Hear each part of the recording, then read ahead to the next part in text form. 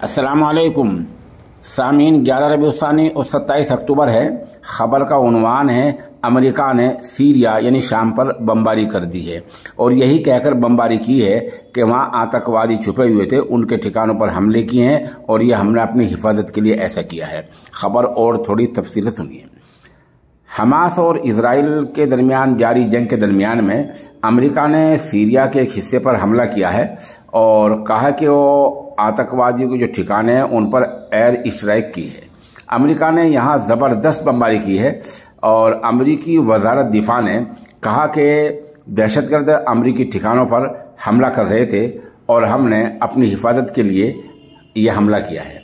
America के मुताबिक Iran की शह पर ये लोग हमला कर रहे थे। सीरिया में जहाँ हमला हुआ है वहाँ से ये आतंकवादी मामले को ऑपरेट कर रहे थे। ईरान की शह पर वहाँ से अमेरिकी फौजी अड्डों पर हमले किए जा रहे थे, इसलिए हमने आत्मरक्षा यानी अपनी हिफाजत के लिए पलटवार किया है। पेंटागन के जरिए जारी बयान के मुताबिक आज अमेरिकी सदर जो बाइडेन की हिदायत पर अमेरिकी फौजियों ने सीरिया में ईरान से ताउन पाने वाली तंजीम के ठिकानों पर हमले किए हैं।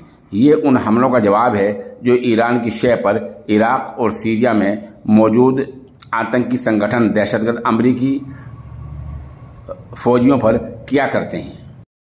इनमें कितना जानी और माली नुकसान हुआ है इसी को अभी तक तफसील नहीं आ सकी। पहले बतला दूं, जब कोई ख़बर हम बोलते हैं तो ज़रूरी नहीं कि हम उस नज़रिए से मुत्तफ़िक हों। ख़बर जिन अल्फाज में आती है और जो मुल्क जो कहता है उन्हीं अल्फाज को नकल करने होते हैं।